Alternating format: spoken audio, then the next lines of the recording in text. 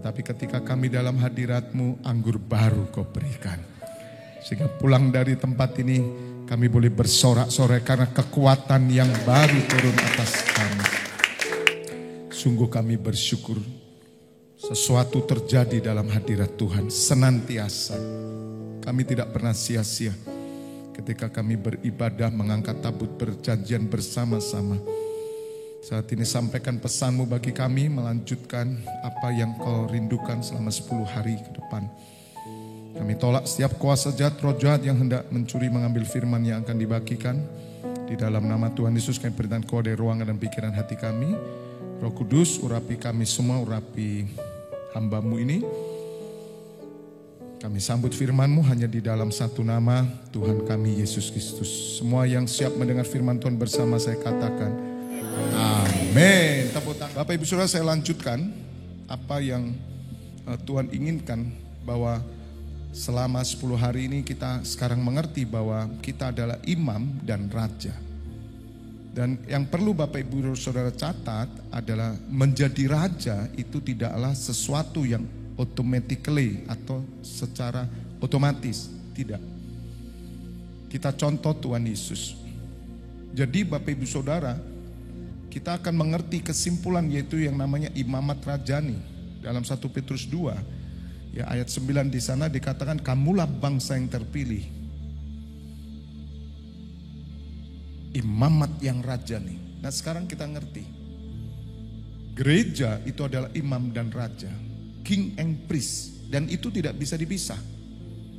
Beberapa waktu dulu sangat viral. Zaman tahun 2000-an saudara. Mungkin 2005, 2008 itu ada seminar namanya King and Priest, tapi dipisah.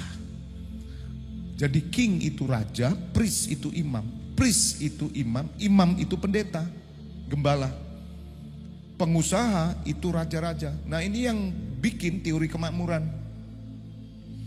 Jadi pendeta itu yang ngurusi rohani, bisnismen, mereka yang ngeruk duit di luar. Jadi mereka kerja untuk gereja. Nah, kerjasama antara pendeta dan pengusaha akan menghasilkan karya Tuhan yang luar biasa. Kelihatannya bagus, tapi mematikan keimaman dari pengusaha. Dan seminar itu dilakukan oleh seorang yang sudah meninggal. Dia seorang tokoh besar, seorang hamba Tuhan. Tetapi pemahaman yang salah karena semua ditujukan kepada hal-hal kemakmuran. Dan itu sudah terjadi, gereja-gereja yang ikut itu besar-besar saudara. Bukan. Seperti Daud.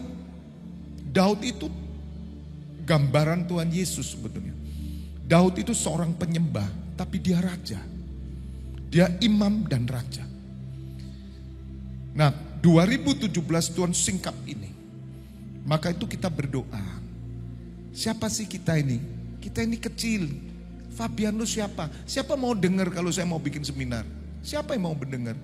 Tapi dengar saudara, 10 tahun ke depan saatnya.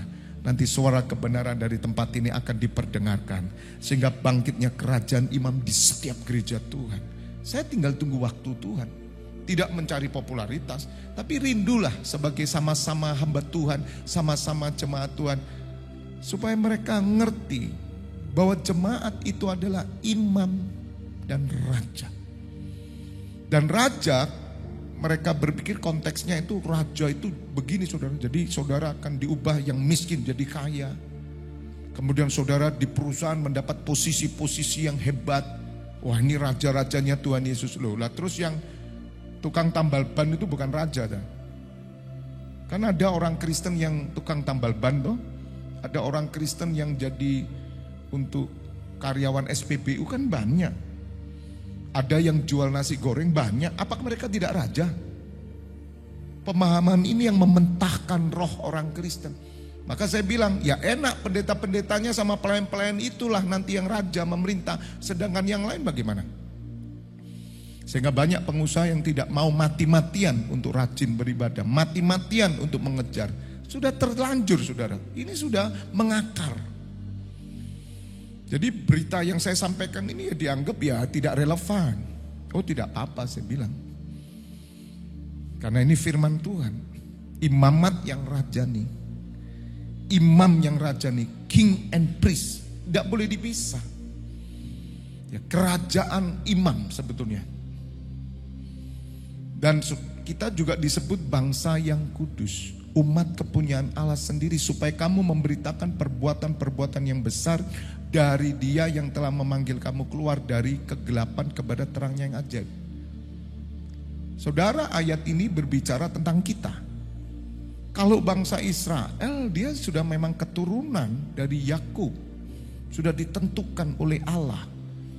Mereka tidak mengerti keluar dari kegelapan pada terangnya yang ajaib, tidak ngerti. Mereka taunya keluar dari Mesir perbudakan, kemudian mereka masuk ke padang gurun menuju tanah Kanaan. Itu pun banyak yang gugur dan mati. Tetapi saudara dan saya tahu bahwa saudara adalah orang yang gelap dulu, amin. Dan kita menjadi terang. Kita ini yang ngalami, saudara, katakan amin. Kita ngalami benar loh saudara, bahwa sesuatu karya Allah bekerja dalam hidup kita. Karena dulu kita gelap, sekarang kita terang. Dulu kita buta, sekarang kita melek. Melek apa saudara? Kita bisa mengerti kebenaran-kebenaran, melihat karya Tuhan, melihat kerajaan surga, kebenaran-kebenaran semua di Alkitab buka. Itu melek. Sehingga arah hidup kita sudah bukan lagi menuju kepada neraka, yaitu kegelapan, turun ke lembah kekelaman, tapi arah hidup kita menuju ke atas. Orang Kristen tuh arah hidupnya ke atas. Katakan sama saya, ke atas. Bukan ke bawah. Engkau akan menjadi kepala, tidak akan menjadi ekor. Engkau tidak pernah turun dan engkau akan tetap naik. Katakan amin. Itu kebenarannya. Dan kita adalah bangsa yang terpilih, imamat yang rajani. Ya, kembali nanti kita akan kupas di sini bahwa saudara adalah bagian dari pembangunan tubuh Kristus. Pembangunan tubuh Kristus itu terdiri dari keimaman dan raja. Tuhan Yesus adalah imam besar, agung, dan raja segala raja. Raja segala raja berarti raja yang lain siapa? Raja di atas semua raja. Kita ini raja-rajanya nanti. Yang akan diberikan satu kota, satu bangsa-bangsa. Makanya kemarin saya sudah tunjukkan mahkota ini. Pegang saudara, setiap apa yang saya katakan saudara harus berubah. Maka itu saya sangat sedih kalau ada jemaat tidak ngerti berita raja di sini. Raja apa Pak? Ya Tuhan. Ini jelas orang insidentil ini. Kita sudah ngomong raja, sana ngomong yang lain. Ketinggalan saudara. Makanya bangkitkan mental raja ini dalam diri kita. Terus tiap hari doa-doa teman-teman, Tuhan kami raja-rajamu. Bangun dengan doa. Supaya apa yang kita perkatakan itu, nubuatan itu digenapi dalam hidup kita. Jadi yang Tuhan inginkan mental kerajaan itu muncul di tengah-tengah kita. Dan saudara sudah imam, saya sudah ngomongkan bahwa kita imam. Kurang satu. Raja kamu. Wah ya ilah saya bilang kemarin buka itu. Ya Tuhan terima kasih. Imam dan raja. Maka di tempat ini adalah persekutuan para raja. Makanya besok minggu masuk jangan jadi mental pengemis. Anda mental raja. Berjalanlah dengan tegap. Karena engkau akan memerintah atas semua bangsa di kerajaan 1000 tahun. Amin. Dan kalau saudara belajar di perjalanan bangsa Israel, raja, imam, perang. Kenapa kok perang terus? Ya memang dari dulu begitu umat Tuhan. Kita juga perang, tapi sekarang kita nggak lawan darah daging. Kita ini perang terus.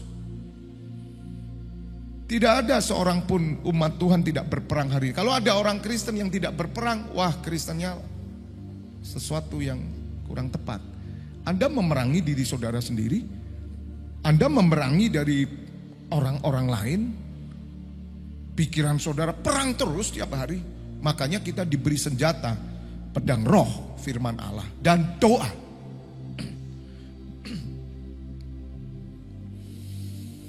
Nah, Bapak Ibu Saudara, kita harus bangkitkan mental kerajaan ini dalam persekutuan kita ini. Ya, cukup ayatnya.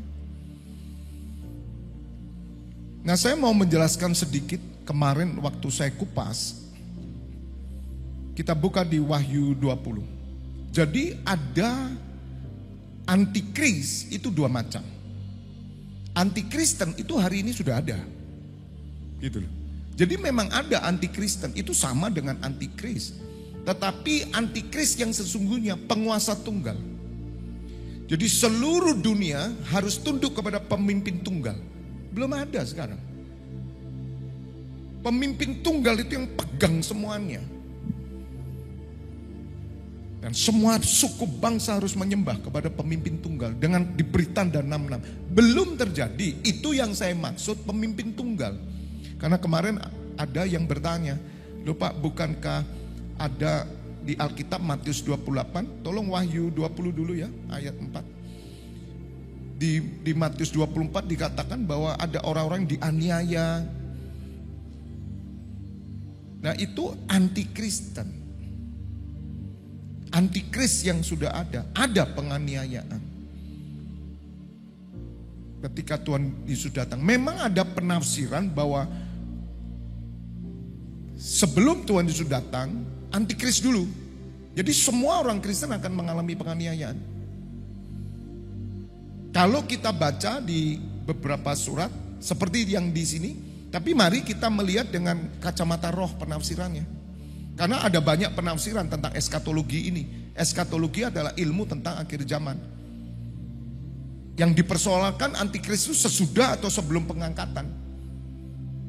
Nah, ada beberapa hamba Tuhan dari luar negeri juga, pakar-pakar penulis buku, mereka berkata kita ngelewati antikris.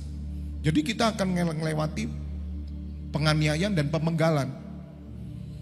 Tapi bagi saya pegang, yaitu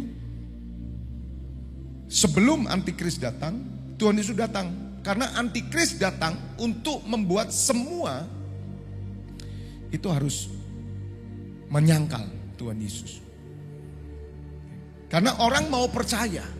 Bagaimana bangsa-bangsa bisa percaya? Bagaimana bangsa-bangsa bisa percaya kepada Tuhan Yesus kalau dia tidak melihat di awan-awan itu? Tidak mungkin mereka bisa percaya. Agama apapun tidak bisa percaya. Tapi ketika mereka melihat Tuhan Yesus di awan-awan turun, di situ kemuliaan anak Allah diangkat. Mereka kagum. Di situ penguasa sudah turun. Dihalangi. Logikanya begitu. Tetapi saudara, andai kata misalkan pengangkatan itu antikris dulu kita lewati, tidak masalah.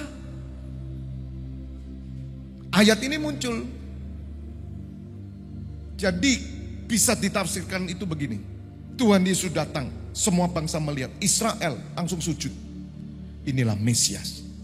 Loh, sebelum Tuhan Yesus datang tidak akan sujud. Berita dari pendeta-pendeta tidak membuat orang Israel sujud.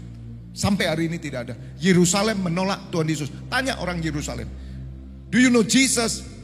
No. Tanya orang Yahudi. Mulai anak kecil gak pernah diajar tentang Jesus. Hanya orang Kristen Yahudi. Bisa ngerti saudara. Nah, ketika Tuhan Yesus datang, kita diangkat. Karena yang di surat Tesalonika dikatakan bahwa nafiri ditiup, Tuhan Yesus datang, orang-orang yang mati dibangkitkan lebih dulu, baru kita yang tertinggal diangkat. Betul? Yang diangkat siapa? Ya raja-raja. Nah, ketika kita diangkat, mungkin ada orang tertinggal. Dan mereka akan tahu, waduh, dari pemberitaan kita mereka ngerti. Nah, mereka setia itu, dipenggal siap. Nah, ini saudara, masuk mereka langsung nanti. Gitu, bisa mengerti ya. Jadi dua, tapi bisa juga semua rata ngalami antikris, langsung dianiaya. Tapi menurut saya, bagaimana menganiaya orang Israel? Jelas-jelas dia tidak perlu dianiaya karena dia tidak mengakui Yesus adalah Tuhan. Bisa ngerti?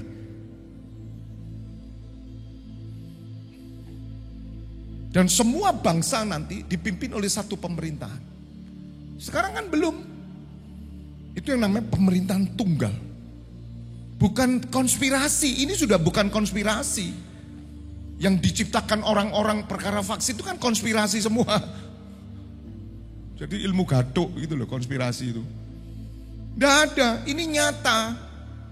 Tidak ada Amerika, tidak ada satu penguasa tunggal, yaitu antikris. Ya. Nah kita baca sebentar Wahyu 24 ini. Lalu aku melihat tata-tata dan orang-orang yang duduk di atasnya. Kepada mereka diserahkan kuasa untuk menghakimi. Aku juga melihat jiwa-jiwa mereka yang telah dipenggal kepalanya karena kesaksian tentang Tuhan Yesus dan karena firman Allah. Yang tidak menyembah binatang itu dan patungnya, dan yang tidak menerima tandanya pada dahi dan tangan mereka. Nah ini kemungkinan orang tertinggal. Bisa ngerti? Kalau dalam penafsiran saya bahwa kita terangkat. Karena tidak mungkin bangsa-bangsa Arab itu akan sujud. Dan semua agama akan sujud sebelum lihat Tuhan Yesus. Nah ketika Tuhan Yesus datang, disitulah Roh Kudus naik, diambil semua. Dan tidak ada gereja. Roh Kudus tidak ada sudah. Karena diangkat semua. Nah orang-orang yang tertinggal ini dia tahu, dia berjuang untuk rela mati. Dia tidak mau menerima tanda pada dahinya. Termasuk orang Israel semua. Mau enggak kamu? Itu Mesias. Oh enggak mau, dipenggal semua. Nah ini mereka akan hidup kembali dan memerintah sebagai raja bersama dengan Kristus untuk masa 1000 tahun. Itu bangsa-bangsa nanti yang akan percaya. Tapi kalau saudara nanti belajar ada bangsa-bangsa lain-lain, itu di luar kendali saya juga, penafsiran sulit. Tapi saya percaya masih ada orang-orang yang kita perintah. Dan itu ukurannya bagaimana? Itu ukuran perbuatan nanti. Makanya saya pernah ditanya, Pak gimana engkong saya Pak? Kan gak pernah dengar Tuhan Yesus Pak. Kasihan Pak, gak usah khawatir. Diukur perbuatan nanti. Ada kitab-kitab yang ngukur. Katakan amin. Ya, nanti kita belajar supaya saudara tahu bahwa saudara posisinya menjadi raja. Amin. Raja loh, bukan menteri loh, raja. Kita raja-raja. Ya, nah ini penafsiran supaya mereka yang bertanya ngerti, tidak bisa dibakukan. Tapi apapun yang terjadi, mau antikris dulu, mau enggak, bagi kita enggak masalah. Enggak masalah. Karena kita enggak akan menyangkal dia, ya toh? Kita siap mati, hidup bagi dia, tidak menyangkal dia. Kemarin sudah saya jelaskan semuanya. Nah, sekarang tolong buka lebih dahulu di dalam Wahyu 22. Wahyu 22 ayat pertama, lalu ia menunjukkan kepadaku sungai air kehidupan yang jernih bagaikan kristal dan mengalir keluar dari tahta Allah dan tahta anak domba. Jadi ada berapa tahta nanti? Ada 2 tahta. Tatanya siapa? Tahta Bapa dan tahta Tuhan Yesus. Ada 2 tahta. Oke? Di tengah-tengah jalan kota itu, yaitu di seberang menyeberang sungai itu, ada pohon-pohon kehidupan yang berbuah 12 kali, tiap-tiap bulan sekali. Dan daun pohon-pohon itu dipakai untuk menyembuhkan bangsa-bangsa. Lah kok ada bangsa-bangsa? Siapa bangsa-bangsa ini? Jelas saudara, itu setelah orang pilihan. Yang kemudian mereka akan percaya. Karena semua akan bertemu Tuhan Yesus. Semua orang akan bertemu, semua agama bertemu. Pintunya di Tuhan Yesus. Nah saudara dan saya, ini sudah memiliki jaminan. Milik Tuhan Yesus. Asal setia. Jangan nyangkal dia. Dengan perbuatan, dengan perkataan. Jangan menyangkal. Karena Tuhan Yesus akan menyangkal kita di depan Bapa. Kalau selama ini ajaran berkata bahwa Tuhan Yesus mengasihi engkau, apapun keadaanmu, itu pengajaran sesat. Saya bilang. Ayatnya jelas, kemarin kita belajar ya, di surat Timotius itu ya. Jika kita mati bagi dia, maka kita hidup. Akan hidup bersama dia. Jika kita bertekun, kita akan memerintah bersama dia. Jika kita menyangkal dia, dia akan menyangkal kita. Jika kita tidak setia, Allah tetap setia. Karena dia tidak pernah menyangkal dirinya. Orang yang tidak setia bisa masuk? Tidak bisa. Jadi 3, terpanggil, terpilih, dan setia. Lah terpanggil ini kalau enggak naik tingkat, jangan-jangan ini jadi bangsa-bangsa. Ini level orang Kristen enggak pernah jadi raja. Makanya kalau saudara saya ajak sungguh-sungguh, nurut toh. Karena targetmu mahkota. Nah kalau saudara mau jadi Kristen biasa, ya monggo silakan.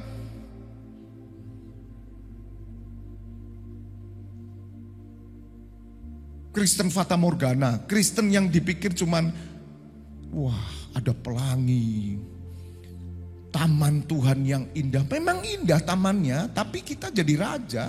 Bukan untuk nikmati surga terus ada air, Anda berpikir nanti lesehan di sana gitu ya. Hah?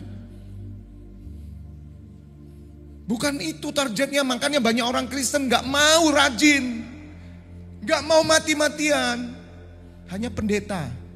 Jadi jangan salahkan kalau pendeta dan gembala nanti jadi raja, penginjil jadi raja. Terus yang lain gimana? Gak jadilah. Bersyukur saudara hoki di tempat ini. Termasuk yang dari Bali itu ikut saya hoki itu. Katakan amin. Karena saudara dimasukkan targetnya mahkota. Makanya kita berjuang saudara. Sudah hidup dunia ini berjuang, betul? Kerajaan surga berjuang, berarti dua perjuangan, mati-matian saudara. Gak apa-apa. Karena kalau orang dunia gak pernah berjuang tentang kerajaan surga. Kemarin saya ngomong-ngomong dengan calon legislatif. Dia minta doa karena minggu besok akan pertemuan dengan etnis Tionghoa, dia ketuanya. Dan menyampaikan pertemuan, dia moderator. Dan dia salah satu calon legislatif dalam partai ini. Anak Tuhan, cinta Tuhan. Dan mendatangkan investor dari Cina triliunan saudara. Dia punya ide bikin pengalengan di Sendang Biru, bikin di Banyuwangi apa, itu investor dan menjadi berkat. Saya kasih tahu, Pak tahu nggak sebetulnya orang Kristen itu tidak pernah dipanggil untuk dunia. Jadi kalau Pak punya passion ke sana, bagus untuk jadi saksi, tapi jangan lose fokus. Saya bilang, iya Pak ya. Saya saksikan banyak yang kehilangan fokus dan akhirnya dia tidak memikirkan kerjaan surga. Terus bagaimana Pak yang saya harus lakukan? Pikul tabut perjanjian. Saya jelaskan sebentar. Tabut perjanjian 2, yang pertama Bapak Bait Allah. Pikul tiap hari, doa syafaat. Oh iya Pak. Doa syafaat. Kedua, pikirkan gereja lokalmu. Jangan saudara pikir bahwa ngurusi pekerjaan Tuhan itu ngurusi dunia. Tidak ada pekerjaan Tuhan itu dunia. Ini kan kesalahan faham. Ngapain Tuhan ngurusi itu? Tidak, yang Tuhan urusi ini hal kerajaan surga. Terutama umat Tuhan ini loh. Wong Tuhan Yesus datang aja kebangkitannya, dia keliling hanya ngomong kerajaan surga. Dia enggak ngomong partai kok juga. Waktu itu kan juga ada. Dia enggak ngomong tentang kesejahteraan apa-apa, enggak ada. Dia cuman bilang tentang hal kerajaan surga. Dia ceritakan semuanya. Bukan tentang kerajaan dunia. Karena Tuhan Yesus belum memerintah atas dunia sekarang. Saudara harus mengerti. Tuhan Yesus hanya merintah atas hidup kita. Katakan amin. Bukan dunia. Maka Tuhan Yesus disalib, ditulis Inri itu. Itu kan sebetulnya olok-olok. Ini rajamu nih orang Yahudi. Bahkan 2 muridnya Tuhan Yesus yang ke Emmaus keluar dari Yerusalem kecewa. Kenapa? Kami rindukan kerajaan Israel, tapi mati. Untuk apa kami tetap di sini? Keluar dia. Tuhan Yesus datang, jalan sama mereka. Tidak tahu kalau itu Tuhan Yesus. Sampai Tuhan Yesus membuat perjamuan kudus, melek matanya saudara. Dan dia kembali ke Yerusalem. Itu kan mau meninggalkan Tuhan Yesus. Mau meninggalkan Pentakosta. Kenapa pikirannya? Untuk apa lagi kami berharap? Dia yang kami harap-harapkan menjadi raja. Loh, karena dia ingin kerajaan dunia. Maka Tuhan Yesus berkata begini. Kalau aku datang dari dunia, kalau aku raja dunia, pasukanku akan melawan kalian semua. Kan dia ditangkap, pasukanku akan melawan. Tapi aku datang dari surga, kerajaanku bukan dunia. Untuk masuk menjadi raja, dia harus ngalami aniaya. Itu syarat raja, saudara. Tidak pernah otomatis raja itu. Maka saudara akan dianiaya. Saudara akan dibenci. Saudara akan dibunuh. Saudara akan ditolak. Itu Kristen sejati. Katakan amin. Jadi Tuhan Yesus bukan kerajaan dunia. Dan saya akhirnya doakan, Pak tolong doakan. Betul Pak Febi, terima kasih Pak, terima kasih. Jangan lupa Pak, Bapak tidak dipakai untuk ngurusi itu. Tapi kalau memang passion, setiap orang punya passion. Ada di passionnya bisnis, dagang, salon seperti saya dulu ya. Jasa, silakan. Karena itu ekosistem dunia harus jalan begitu. Tiap-tiap orang pasti ada passionnya. Ada yang di pengangkutan, ada yang di travel, ada yang di online, ada yang peracangan. Itu sudah ekosistem dunia, saling membutuhkan. Politik ada, tapi jangan terjebak di sana. Kamu tidak dipanggil Tuhan untuk ngurusi itu. Nah, dijebak semua. Begitu Tuhan Yesus datang, apa yang dia lakukan? Karena pemahaman yang tidak pernah berkonsentrasi kepada gereja. Menjadi berkat itu supaya orang lain selamat. Dan menjadi saksi supaya mereka mendengar nama Tuhan Yesus di semua segala bidang. Tidak ada ceritanya saudara ada di pekerjaan apapun, kemudian saudara meninggalkan kewajiban agamamu. Tidak bisa. Ukurannya harus surga. Ukurlah pekerjaan saudara dengan surga. Itu cari pekerjaan yang sesuai dengan kehendak Tuhan Yesus. Katakan amin. Mulai sekarang ngerti. Rubah. Tidak apa-apa dapat dikit. Tapi kamu raja. Daripada kamu dapat banyak di sini, nanti di sana kamu bambung. Gelandangan rohani. Ada nanti miskin-miskin. Tuhan Yesus yang ngomong kok. Kumpulkan harta di surga. Jangan di dunia. Banyak loh saudara. Tingkat-tingkatannya itu banyak. Ayat 3. Maka tidak akan ada lagi laknat. Tata Allah dan tata anak domba akan ada di dalamnya. Dan hamba-hambanya akan beribadah kepadanya. Jadi masih ada ibadah di sana saudara. Beribadah kepadanya ya berbeda dengan kita sekarang ini. Ibadah kita berbeda. Tidak ada doa syafaat lagi. Kan dunia sudah berubah Bapak Ibu Saudara. Tapi penyembahan kita, suasananya itu ya suasana sekarang ini lebih indah lagi. Akan beribadah kepada. Makanya kalau di dunia kamu malas ibadah, di sana enggak kerasan. Anda mau pulang kemana? Neraka sebelahmu. Makanya lah kalau tanya ibadah ya, males mah, calon neraka sampean. Ayo terus noy. Ngomong kanan kiri, terus noy. Terus no saya bilang. Itu yang di rumah. Kamu ibadah aja males, ya. Siap-siaplah, ndak akan kerasa nanti. Tajak 10 hari ya geringgingan sampean. Udah bingung. Kalau di sana selama-lamanya. Gitu, hamba-hambanya. Di sana itu ndak ada merek gereja. Merek gereja itu kan bikinan manusia. Liturgi gereja bikinan manusia. Denominasi ya manusia. Di sana enggak ada merek gereja. Enggak ada JKI, GBI, enggak ada. Yang ada hambaku. Gitu loh saudara. Dan seorang hamba Tuhan, dia suka ibadah. Ciri seorang hamba Tuhan, dia suka ibadah. Dan di sini hamba Tuhan semua. Amin. Tepuk tangan buat Allah kita. 4. Dan mereka akan melihat wajahnya. Dan namanya akan tertulis di dahi mereka. Nah ayat 5, perhatikan. Dan malam tidak akan ada lagi di sana. Amin. Daun malam. Haleluya. Wah luar biasa. Dan mereka tidak memerlukan cahaya lampu dan cahaya matahari. Tidak perlu. Tidak ada matahari. Tidak perlu. Sebab Tuhan Allah akan menerangi mereka. Dan mereka akan apa? Memerintah sebagai apa? Raja sampai selamanya. Ini siapa? Gereja. Makanya toh gereja itu Kerajaan Allah. Keluarga kerajaan. Saudara ini adalah calon raja-raja. Dipersiapkan. Katakan amin. Penobatannya Pangeran Charles tidak ada apa-apanya. Nanti lihat Pangeran Charles. Jadi raja apa enggak di sana? Amin.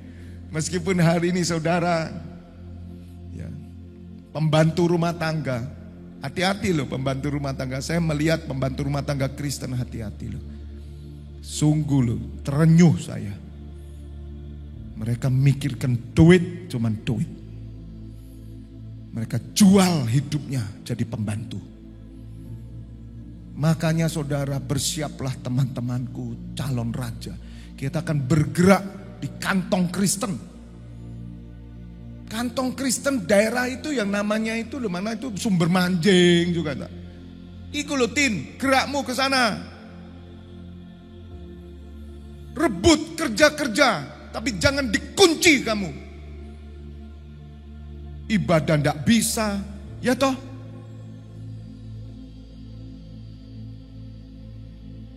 Katakan amin. Terenyuh saya saudara. Saya lihat agamanya apa ini pembantu Kristen. Minta ampun saudara. Ngerti nggak dia ini? Ngertinya cuma cari duit. Anakmu di mana? Dititipkan banyak. Terus gimana terusan? Yang nggak tahu penting kerja. Terus suamimu gimana? Bahkan ada keluar negeri. Mau tau duitan kabeh kok saudara. Kan duit terus yang dicari. Gitu loh. Jadi pembantu boleh, tapi ibadah tetap. Minta sama bos. Saya jadi pembantu tapi saya akan ibadah.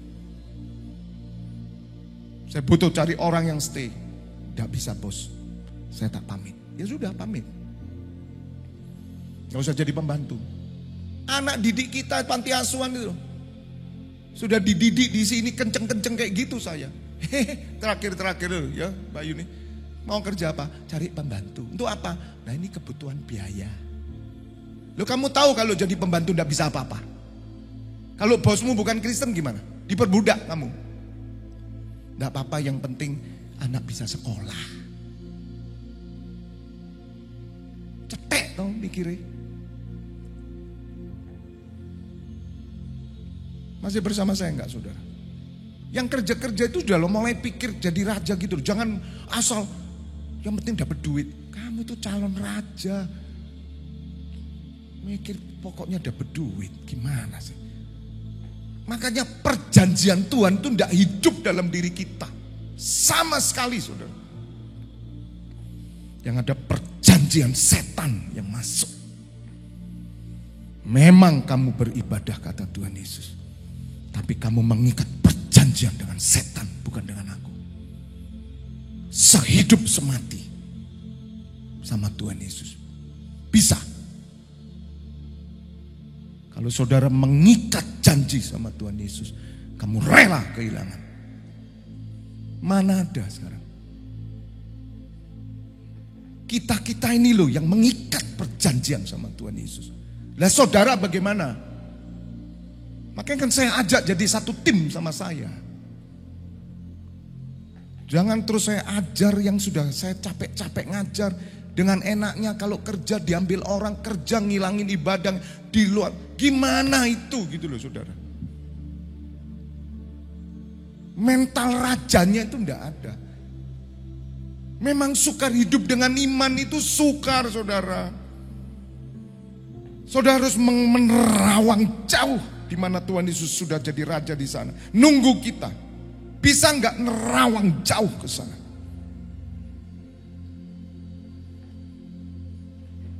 Saudara, orang-orang yang rajin dengan orang yang tidak rajin, beda upahnya, saya kasih tahu.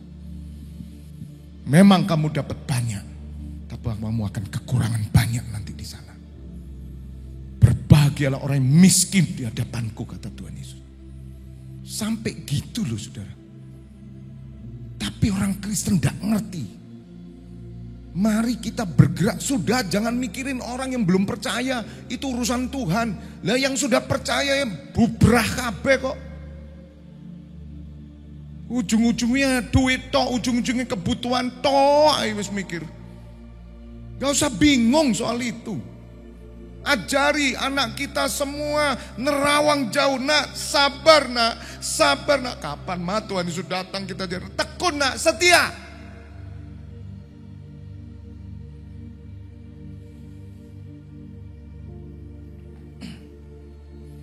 Karena mereka akan memerintah sebagai raja. Ayat 6. Kedatangan Tuhan Yesus sekarang, saya tunjukkan. Lalu ia berkata kepadaku, perkataan-perkataan ini tepat dan benar. Dan Tuhan Allah yang memberi roh kepada para nabi telah mengutus malaikatnya untuk menunjukkan kepada hamba-hambanya apa yang harus segera terjadi. Ngerti sekarang? Surat Wahyu mengajak kita melihat apa yang harus segera terjadi. Bukan ramalan dunia, nak. Tapi bagaimana nasibmu nanti bersama Tuhan Yesus. Dijamin. Asal kamu setia. Jaminan Tuhan Yesus itu dahsyat saudara. Janjinya adalah Roh Kudus diberikan. Kita peringati. Anggur baru diberikan. Tidak usah khawatir. Kalau calon raja saudara, saudara susah karena kehidupan dunia apapun, Roh Kudus akan memendukan saudara dengan sukacita. Dia bergerak supranatural. Katakan amin. Jangan ngejar harta, saya kasih tahu. Kalau sudah memang hokimu ya terima, kalau enggak ya sudah. Buat apa saudara? Karena nanti itu kita udah lihat apa yang akan terjadi. Kita bangun nih satu keluarga kita ini. Apalagi saya saudara. 7. Sesungguhnya apa saudara? Aku datang segera. Segera Tuhan, segera kapan? Besok kita belajar. Siapa yang mempercepat kedatangan Tuhan Yesus? Siapa yang mempercepat kedatangan Tuhan Yesus?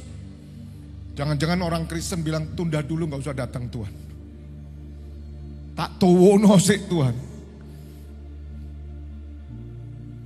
Pikiranmu kemana? Makanya kalau saudara sudah sampai saya katakan ilmu ini ya, Anda akan merdeka. Anda tidak takut. Anda akan melihat bagaimana saudara menjadi orang-orang yang kuat. Dan jadi orang-orang yang kuat, orang yang punya integritas. Saudara punya dedikasi. Tidak bisa dibeli hidupmu dengan siapapun. Kamu punya kebenaran. Kamu leader. Kamu pemimpin atas hidupmu, atas semua orang. Karena engkau memiliki Tuhan Yesus. Apa yang kau ikat di bumi, terikat di surga. Kau lepaskan di bumi, terlepas di surga. Saudara, kalau saudara ngerti kebenaran ini, meskipun saudara di emper toko, Anda tidak takut. Bayangkan saudara. Karena kau raja. Kalau memang harus engkau menderita oleh karena kehidupan dunia ini, Anda tidak akan takut, tidak akan cengeng. Bisa ngerti? Tidak usah sambat, tidak usah bingung. Mengeluh nasib sudah saya kasih tahu, Tuhan tidak suka mengeluh nasib itu. Tidak usah ada yang bingung soal pekerjaan, soal ngini anak nggak sekolah, nggak usah bingung. Hadapi. Katakan amin. Sampai saudara berkata, Tuhan masalah hidup biar aku aja. Tuhan tidak usah ikut-ikut. Oh hebat gak? Tuhan seneng. Iya sih, lu masalah beli nasi goreng lopo gedor surga. Emang bingung. Saya motong rambut di pinggir jalan itu dapat 7.000 makan saya. Wong saya iso motong rambut.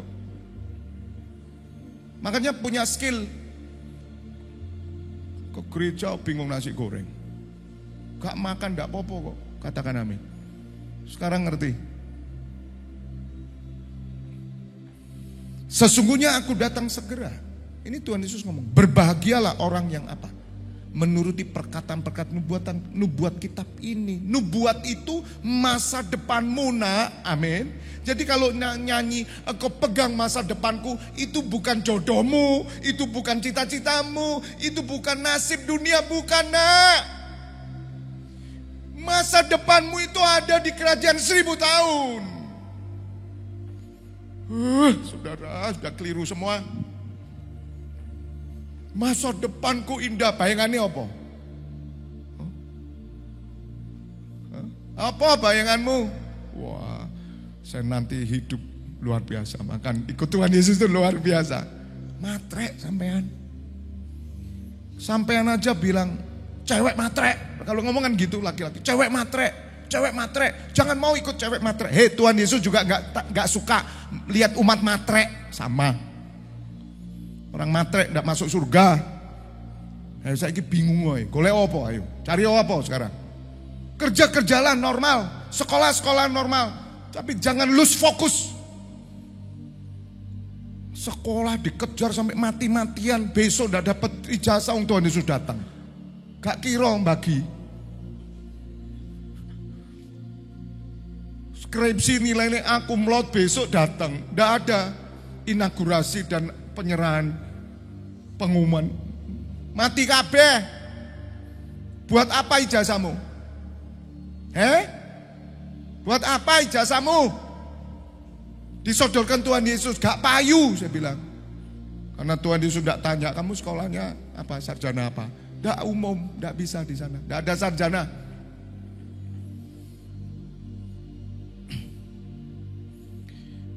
Dan aku Yohanes, aku yang telah mendengar dan melihat semuanya itu. Yohanes murid kasih, dan setelah aku mendengar dan melihatnya, aku tersungkur di depan kaki malaikat yang telah menunjukkan semuanya itu kepadaku untuk menyembahnya. Tetapi ia berkata kepadaku, jangan berbuat demikian. Aku adalah hamba, sama seperti engkau dan saudara-saudaramu, para nabi dan semua mereka yang menuruti segala perkataan kitab ini. Sembah Allah. Malaikat aja gak mau disembah. Lalu ia berkata kepadaku, jangan meteraikan perkataan-perkataan nubuat dari kitab ini, sebab waktunya sudah dekat. 11. Barang siapa yang berbuat jahat. Ini endingnya ini. 11. Barang siapa yang berbuat jahat, biarlah ia terus berbuat jahat. Itu kalau saya ngomong, yang rusak terus. Ya itu loh bahasa saya. Ngerti? Yang rusak lo, rusak terus. Kejem rek Pak Febi. Oh ini Alkitab kok. Kan bacamu pelan soalnya. Kalau bacanya keras gimana? Yang jahat, terus jahat. Yang cemar, terus cemar. Makanya ada tuh gereja. Waduh, gereja kasih karunia ngomongnya enggak gitu Pak. Dimarahi saya. Jemaat itu didorong Pak, dipuji. Supaya dia kuat, jangan bawa teguri terus. Duh, gak ditegur terus gimana? Sama seperti anak dikeras terus jadi anaknya beda. Loh, lihat-lihat dulu dong ngerasnya. Anak gak pernah dikeras, manja anakmu, rusak tambahan. Tapi anak kalau dihajar dengan benar, berdiri kokoh dia. Gak ada ceritanya anak gak pernah diajar, gak ada. Jangan Pak, sayang anak itu. Orang Jerman bilang kodo anakmu itu. Tahu kodo? Kurang ajar. Saya ngomong sama anak saya. Kita kemarin pergi bersama-sama gitu. Anaknya pendeta, tiap malam biliar. Tiap malam biliar. Anak pendeta loh. Anaknya papa tak ajar. Meskipun tua ya tak ajar sudah. Karena kita punya otoritas penuh. Loh ya Bapak gede dur Pak, lah aku cilik Pak. Wah anakku dur, meskipun kamu pendek, kamu punya wibawa ilahi. Masalahnya kamu tidak jadi contoh. Ngajar anak ya diguyung di anakmu. Katakan amin. Kalau kamu hidup dalam takut Tuhan, kamu ngajar anak, anakmu akan taat. Meskipun kamu pendek, cebol pisan. Yes. Urapanmu gede. Bersyukur gak jadi anak Pak Febi. Ya wis, gak apa-apa kon gak jadi raja. Katakan amin. Gitu. Terus lo sik ta. Sesuai. Yang cemar itu terus cemar, tahu cemar. Kotor. hidup kotor. Sama Tuhan Yesus diomongnya apa? Suruh bersih, terus. Barang siapa yang benar, biarlah ia terus berbuat kebenaran. Makanya yang benar ojo noleh pengen cemar meneh. Yang benar-benar sudah kencang. Pakai kacamata kuda. Barang siapa yang kudus, biarlah ia terus menguduskan dirinya. Ini perlombaan, Bapak Ibu. Perlombaan. Jemaat sebelahmu males-malesan, bilang terus no. Ya sungguh. Ada yang saya remove di grup itu. Saya bilang, Kamis tidak datang, tak remove itu kok grup. Tak remove, saya tidak ngembalakan. Wong saya WA nggak dibalas sih. Lah kan kurang ajar saya. Saya WA, saya telepon nggak dibalas. Saya bilang remove langsung. Tidak saya gembalakan. Bayangin tuh saudara. Tidak main-main saya. Saya masih ngempet saudara. Beberapa yang saya remove itu sudah keterlaluan saudara. Waduh Pak WB, wis entek-entek nomane Pak WB. Ya enggak apa-apa. Raja itu sedikit aja saya seneng. Enggak urusan saya. Saya pakai ayat ini. Males terus males. Orang usah nang gereja pisan, selesai. Kan gitu. Kejem memang Dek Janti, pantas sepi. Biarin, enggak apa-apa. Ditutup aja saya masa senang kok. Karena Tuhan akan memberi selangkah saya pelayanan lebih lagi. Katakan amin. Mari raja-raja mengerti ini. Jangan terpengaruh. Ngelihat temanmu malas, loh kok enak ya, aku ya Pak Wibi ancone terlalu kolot wis gak apa-apa wis. Jangan. Ini perlombaan. Urusan apa dengan dia? 12. Sesungguhnya aku datang segera dan aku membawa upahku untuk apa? Membalaskan kepada setiap orang menurut perbuatannya. Dibalas, saudara, dibalas kok. 13, aku adalah Alfa dan Omega. Ini Tuhan Yesus yang ngomong. Yang pertama dan yang terkemudian, yang awal dan yang akhir. 14, berbahagialah mereka yang membasuh jubahnya. Mereka akan memperoleh hak atas pohon-pohon kehidupan dan masuk melalui pintu-pintu gerbang dalam kota itu. 15, tetapi anjing-anjing dan tukang-tukang sihir, orang-orang sundal, orang-orang pembunuh, penyembah berhala, dan setiap orang yang mencintai dusta dan yang melakukannya tinggal di luar. Jadi ayat ini jelas tidak mungkin hyper grace. Kasih karunia tapi suka bohong. Orang suka bohong tidak akan masuk surga. Saya kasih tahu. Termasuk pendeta suka bohong tidak bisa. Oh enggak Pak, kasih karunia Tuhan Yesus tetap meskipun saya suka bohong. Ya bohong-bohong kecil Pak, saya bohong sana, bohong sini. Sudah punya istri yang ngomong enggak punya. Sudah punya ngomong suami enggak punya. Bohong, pembohong, mencintai dusta. Ayo terus noy, siapa yang di sini suka dusta? Alasan toy soalnya dusta. Oh sampean calon neraka saya kasih tahu, saya enggak bertobat. Ini bahaya, pembunuh. Pembunuh itu enggak masuk surga loh saudara. Dan anjing-anjing dan tukang sihir. Aku Yesus 16 telah mengutus malaikatku untuk memberi kesaksian tentang semuanya ini kepadamu bagi jemaat-jemaat. Aku adalah Tunas yaitu keturunan Daud bintang timur yang gilang gemilang. 17 roh dan pengantin perempuan itu berkata marilah dan barang siapa yang mendengarnya hendaklah ia berkata marilah. Dan barang siapa yang haus hendaklah ia datang dan barang siapa yang mau hendaklah ia mengambil air kehidupan dengan cuma. 18 aku bersaksi kepada setiap orang yang mendengar perkataan-perkataan nubuat dari kitab ini, jika seorang menambahkan sesuatu kepada perkataan-perkataan ini, maka Allah menambahkan kepadanya malapetaka yang tertulis dalam kitab ini. Dan jikalau seorang mengurangkan sesuatu dari perkataan-perkataan dari kitab nubuat ini, maka Allah akan mengambil bagiannya dari pohon kehidupan dan dari kota kudus seperti yang tertulis dalam kitab ini. Ia yang memberi kesaksian tentang semuanya ini berfirman, ya, aku datang segera. Amin. Datanglah Tuhan Yesus. Kasih karunia Tuhan Yesus menyertai kita sekalian. Amin. Bapa, kami bersyukur malam hari ini Terus bawa kami semakin mengerti kebenaran-kebenaran-Mu. Besok kami akan ibadah raya bersama-sama. Kami akan pesta rohani. Sampaikan terus ya Bapak apa yang Kau rindukan supaya kami memiliki mental imam, mental raja, dan kami tidak pernah dikalahkan oleh dunia ini. Saat ini hamba menyerahkan umat-Mu dan imam-imam-Mu yang tetap bertugas 24 pintu gerbang surga. Bapak Ibu Saudara, buka kedua tangan-Mu, terimalah pengurapan minyak dan anggur, persetujuan dengan tubuh dan darah Putra Yesus Kristus yang menyucikan dan menyembuhkan, dan berkat kehidupan turun atas-Mu di dalam nama Bapa, Putra, dan Roh Kudus. Bapak Ibu Saudara yang sudah menerima berkat Tuhan bersama katakan amin. God bless you all.